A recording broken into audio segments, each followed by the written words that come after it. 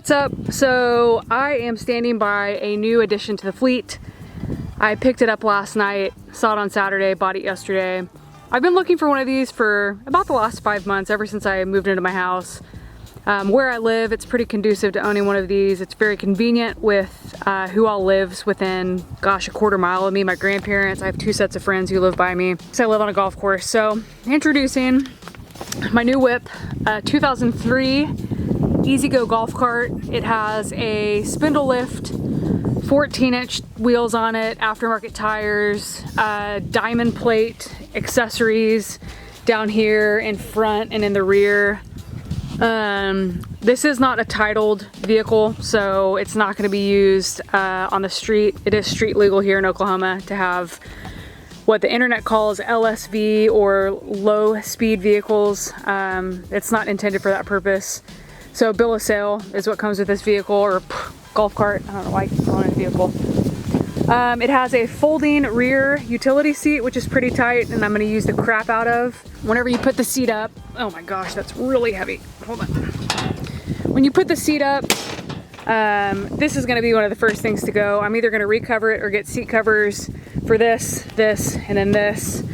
I also think I'm going to end up bedlining this up here just because I don't like the tan with the black. I'd rather it be black up top. It has a spot for your feet. I've ordered seat belts for the back because if my nieces are on it, they're clumsy and they're 5 and 9. So that's going to be pretty nice to have back here for them. I have a voltage meter coming. What else do I have? And a charger.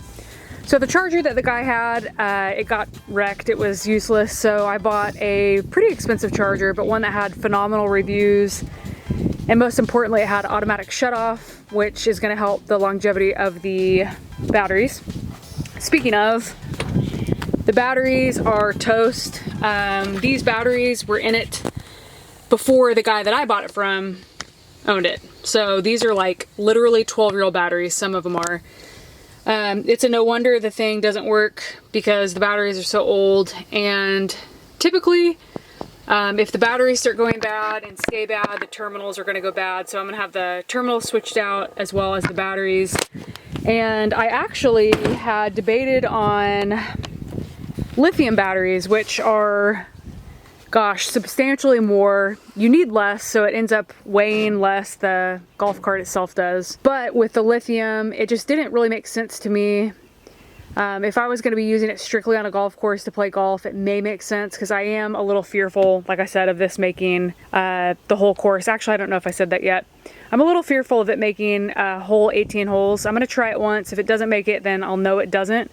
Just because 36 volt isn't that much. 48 I think could make it no problem. 36 I think I'll be getting it by the skin of my nose.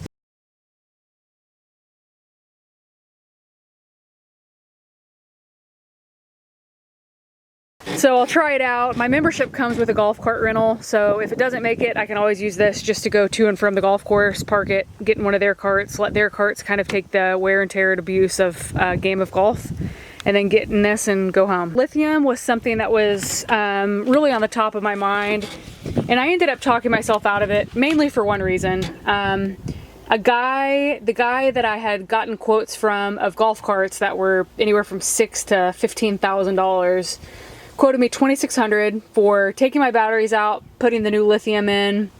It was a 110 AH lithium battery, so time of it running wouldn't be an issue, but $2,600 for that whenever I could spend $800 or $900 on batteries.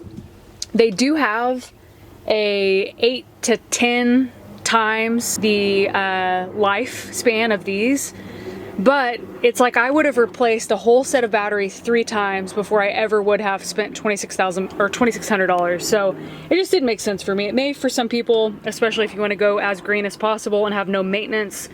The lithium batteries have 0 maintenance. With these, you have to put water in them in those little 3 holes once a month, which isn't that big of a deal. I'll just set a reminder on my phone, just like any other maintenance I would do on my car.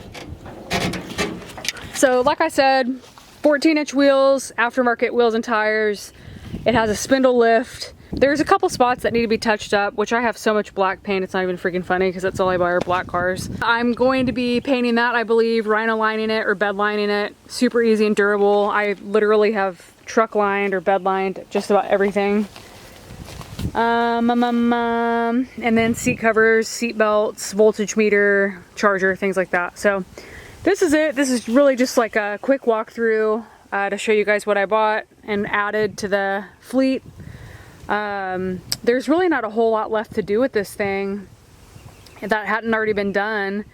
Maybe put like some fun underglow on it or something like that, or possibly a small light bar in case I drive it at night, which would be super simple to go right here or down here or even right here.